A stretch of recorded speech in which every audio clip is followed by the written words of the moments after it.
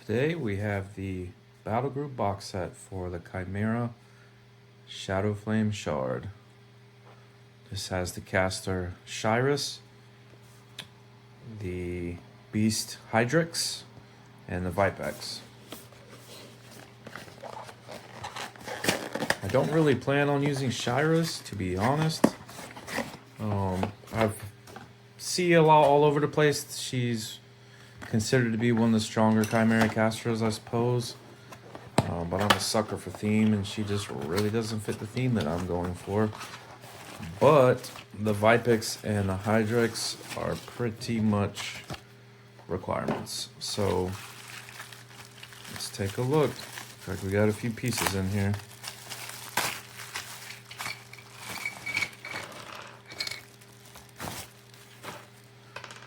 So this would be the Vipex. Let's sort this out here. We got two heads, 4 tails, 3 claws. I don't know that is accurate. Let's see.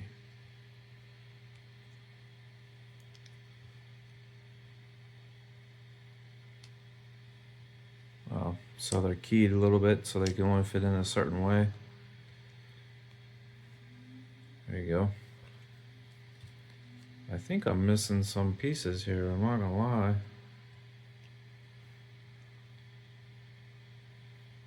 Because there's 2 different kinds of claws. And you can see these are the same, so that would be a matching pair. But this one does not have a match to it. And I feel like there's more than 2 heads. Oh, here's one of the claws that was stuck to the wrapper. So there's those 2 claws, these 2 claws.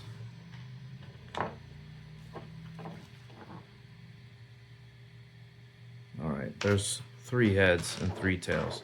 Okay, we're all here. Let's Mox fit some of this together so we can have a look.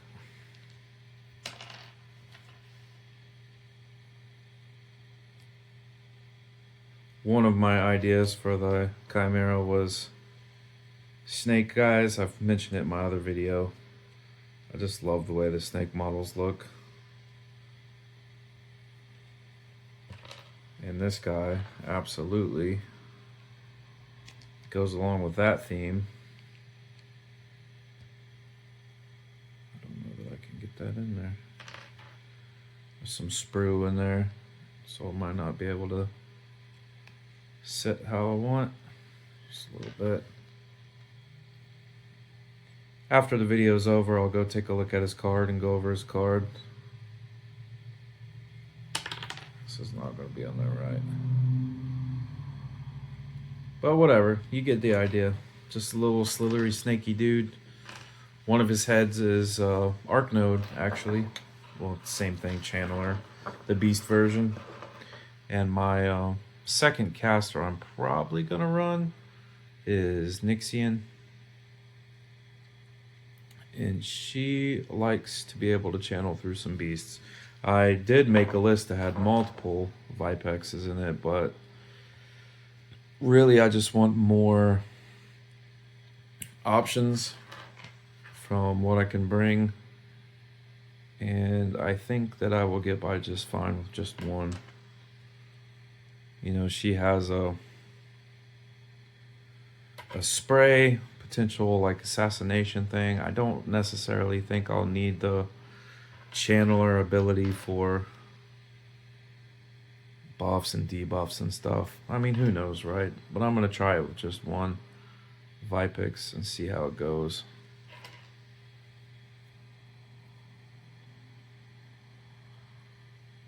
And then one of these heads, I'm not sure which one, probably this one if I had to guess, has like the crit armor pierce. You can get to a pretty high POW. so it can really put in some work. Just giving you a close-up of all the different individual pieces. Pretty cool looking little beast. So that's the Vipex. I'm gonna assume this little old bag is Shyrus.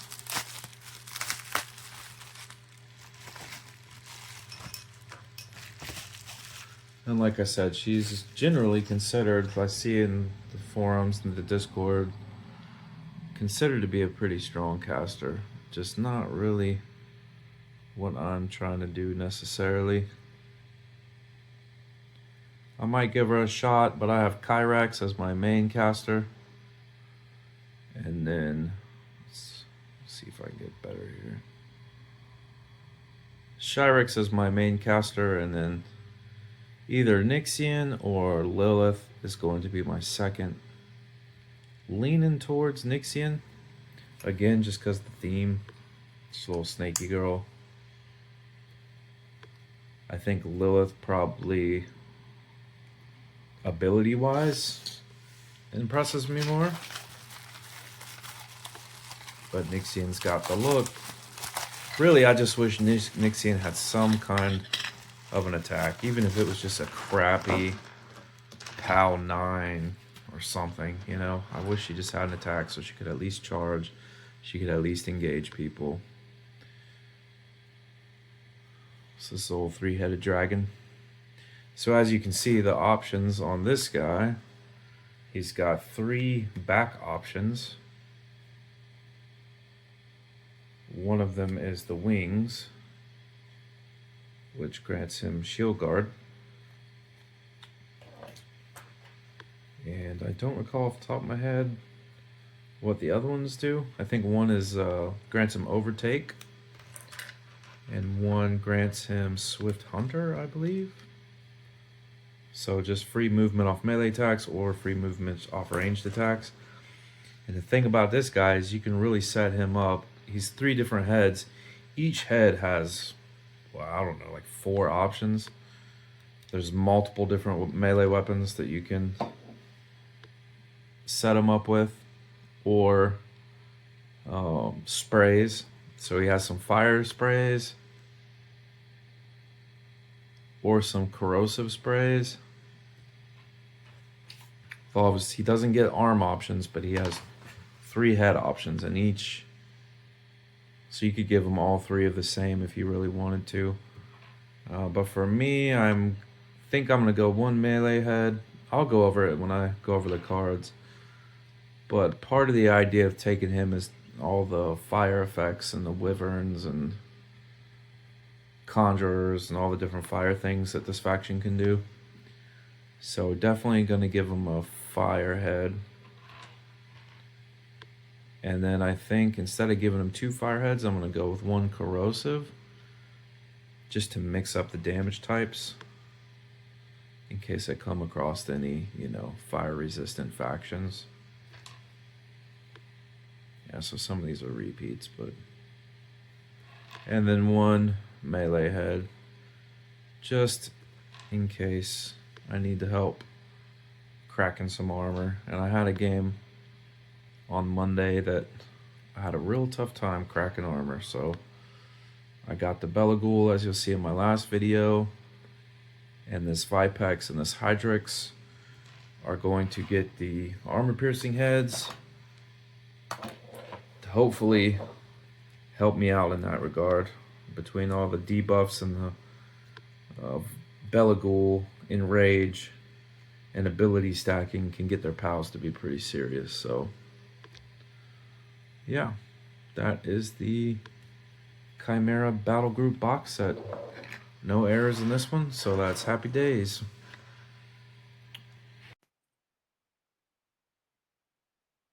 Shyrus, the Flawless Dark. Alright, Shyrus. Let's take a look at her. She has Gunfighter, Pathfinder, Soulless, Unstoppable, Speed 7, Arcane Attack of 6, Rat 7, Defense 16, Arm 14, Arcane 6, and Control 12. Pretty good defensive stats, really. Only 15 health, but 16 defense is pretty darn good. They have 14 armor. For 16 defense, that's not bad. She has Field Marshal Prowl. Cohort models in her battle group gain Prowl. Pretty good. She has Jump after you make full advance during your normal movement, but before your combat action. You can place this model anywhere completely within 5 inches of its current location. Of course, she has Prowl built in, so when she has Concealment, she has Stealth. And she has 3-inch reposition at the end of her activation. No melee weapons, but she's got a pretty good gun. Range 8, rate of fire 3, POW 10, and it's got pistol and magical weapon. Every time she shoots it, she picks an attack type. She can do poison, gain additional die on damage against living models. Shadowbind, a model hit by this weapon suffers Shadowbind for 1 round, which is -3 defense and cannot advance. Or Snipe for +3 range, which put it at range 11. She also has Witch Mark. If this attack hits an enemy model during the activation, until the end of that activation, this model can target and automatically hit that enemy model with spells ignoring range and line of sight. That is pretty good, and she has 3 attacks. You could just, and Shadowbind's only on hit, not even on damage, so the fact that it's POW 10 isn't really hurting you that much. You could just take 3 shots, Shadowbind 3 people. Those 3 people you can automatically hit with spells for the rest of the turn. Her feat, the Dark Silence, while in Shira's control range, which is 12, I believe I said. Yep. Friendly models gain concealment and dodge. Additionally, while in Shira's control range, friendly models cannot be targeted by charges or slams. Lasts for 1 round. That's pretty awesome. I mean, if you combine it with the fact that she's giving her cohort Prowl, and then she grants all friendly models, that's not even friendly faction models, so if you have any mercenaries, that counts too. Friendly models get concealment and dodge. Depending on what you bring with her, obviously, but that can get your defenses up to really respectable numbers. And then whenever they miss you, you get to do a free 2-inch move. Pretty solid defensive feat. Then spells. She comes with Banishing Ward. Cost 2, range 6. It is an upkeep. Enemy upkeep spells and animus on target friendly model/unit expire. Affected models cannot be targeted by enemy spells or animi. Pretty good. Hand of Destruction. Cost 2, range 10. Also an upkeep. This is an offensive. Friendly models in this model's battle group gain additional die on attack and damage rolls against the target model or unit. Discard the lowest die in each roll. And then she has 3 rack slots. So all in all, a pretty good kit, to be honest.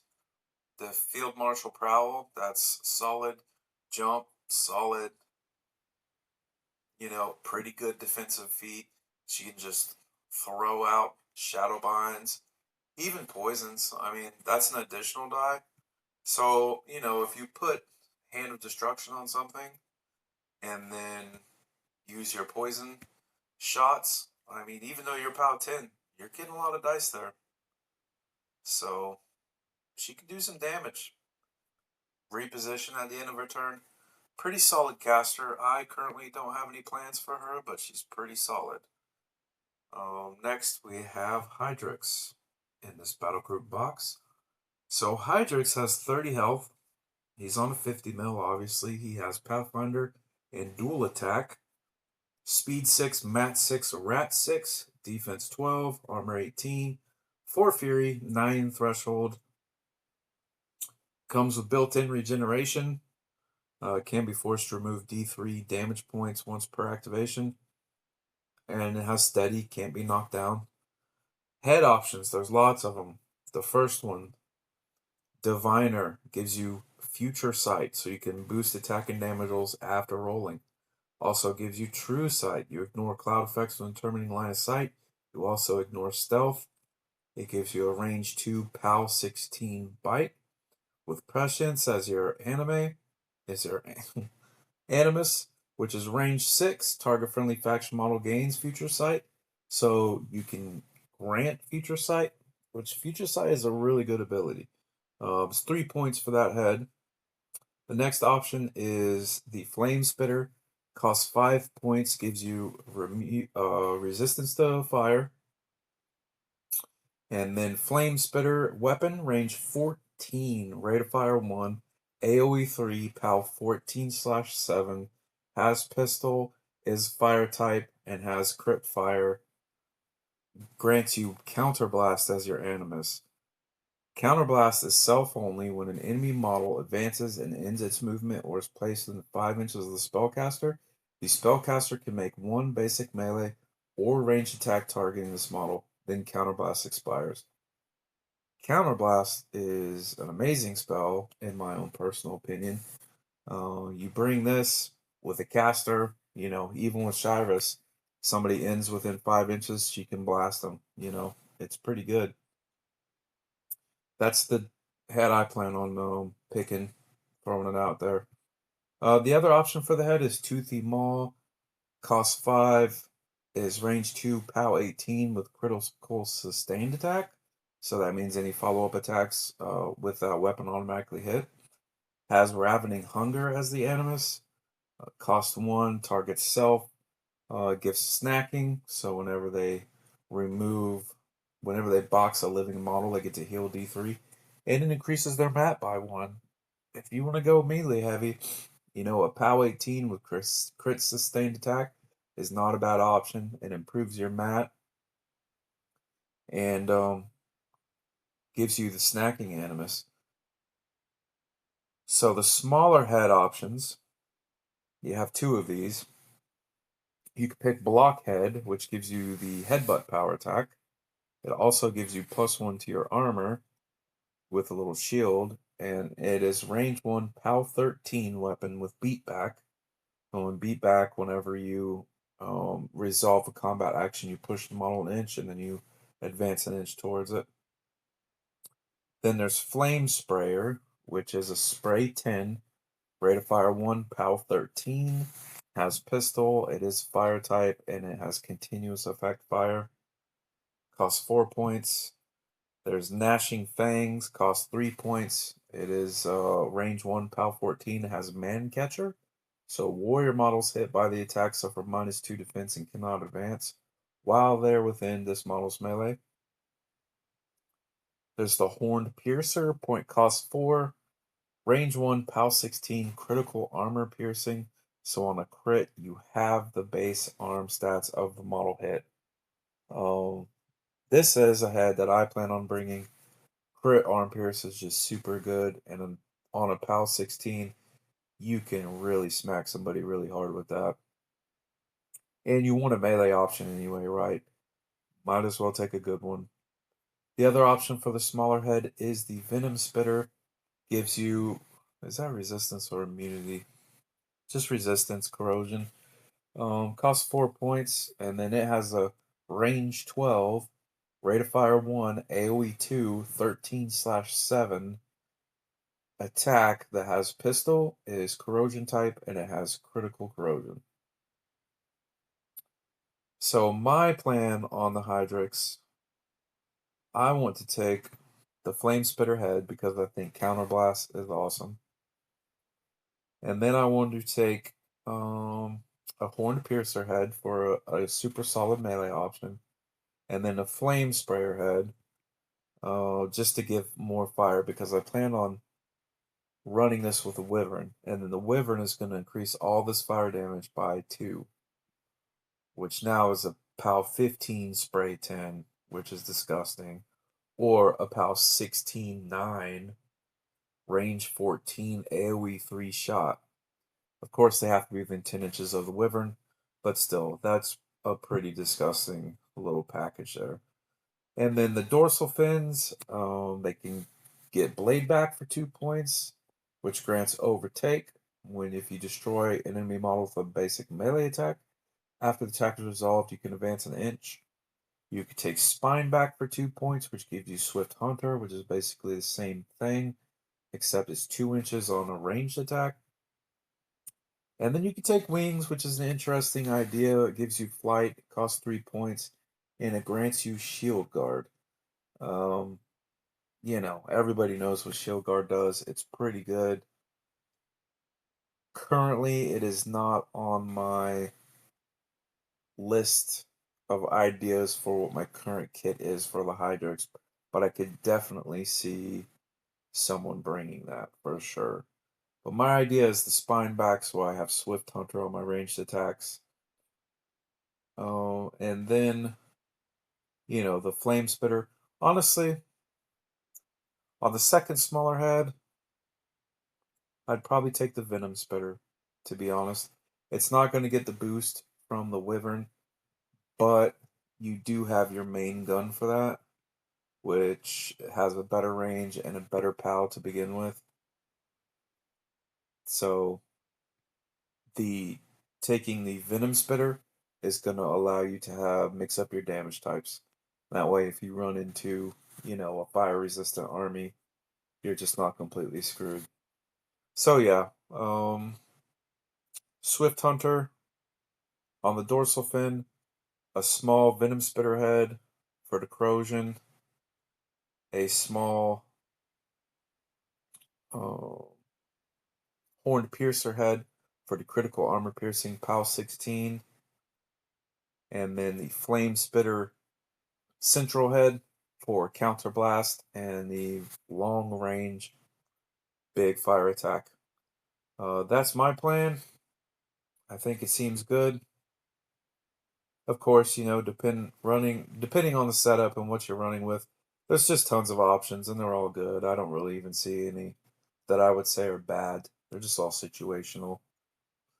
And then after the Hydrix, we're going with Vipix. So this one, again, with the options, is going to be highly dependent on who you are running it with. But the Vipix is Speed 6, Arcane Attack 6, Mat 6, Defense 14, Arms 16, Fury 3, Threshold 9, 26 health. It has innate power, so you can reduce the cost of its animus by 1, which is pretty decent. And then it has steady, of course, can't be knocked down. The head options for the Vipix, you have Asp, which grants Channeler, so your leader can channel spells through it like an Arc Node. Points cost 1, and then it comes with a range 1 POW 11 crummy little melee attack. Now, if you're running with Nixian, you definitely want the Channeler head because Nixian does not have any ranged or melee attacks, but she does have a lot of spells. She does have a lot of fury, so you need the channelers for Nixian. Second head option is Ophidian for 3 points, grants 3-inch reposition, has a range 1 POW 13 bite, and it increases your arcane attack by 1. Honestly, leave this head at home. Not a fan of it, personally.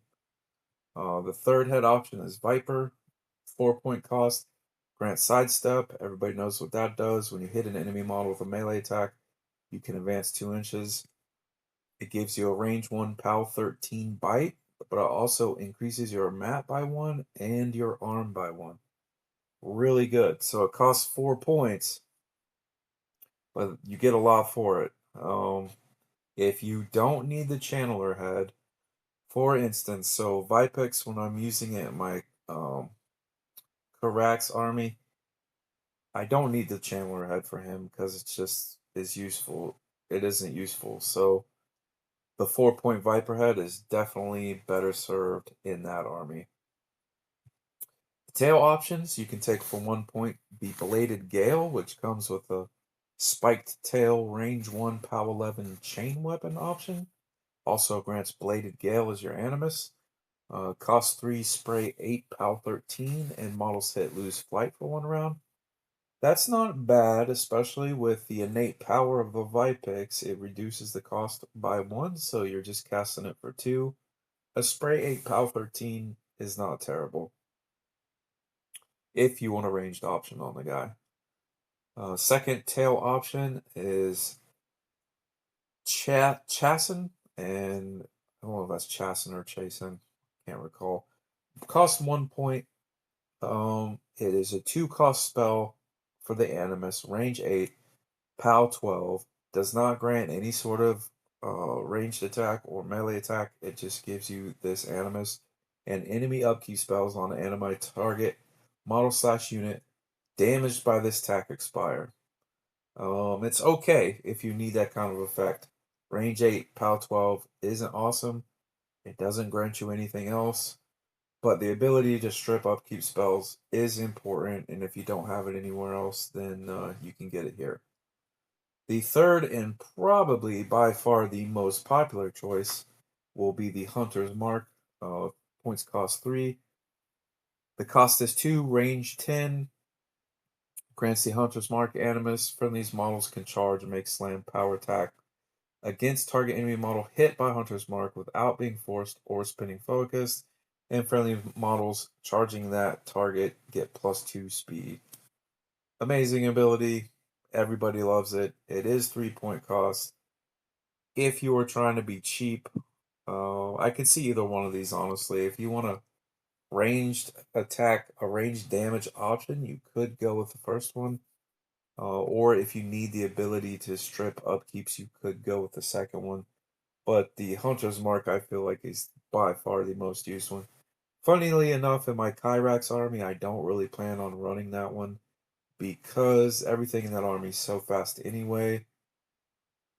And he has Alpha Hunter, so cohort models for him are already running or charging without spending Fury. So it seems a little redundant, and I think I could just save 2 points to use somewhere else. I think for him, I'll probably take the second tail to give the option of stripping upkeeps off people. I'm thinking that's where I'm at with that. But then the arms option, for 6 points, you can get 2 cleavers. It's range 1, POW 15, but it does have the combo strike special attack. So this model gains +4 to the damage roll for this attack. Not bad. Honestly, I think it is my preferred one. We'll go over the next one. So the next one is the Impalers. It costs 8 points. Critical paralysis, and it has 2 range 2 POW 17 attacks. Now, critical paralysis is great. On a critical hit, living model has its base defense reduced to 5 and can't run, charge, or make slam or trample power attacks for 1 round. That's pretty good, but I don't really want to rely on crits, to be honest. And POW 17 is not bad, but I like the combo strike, the potential to hit at POW 19. There's a lot of different ways to debuff the opponent or add buffs to boost the POW for Shadowflame Shard. And I think that, potentially getting that up to a 21 or 23 is really helpful, especially on such a cheap beast at the end of the day. So, yeah.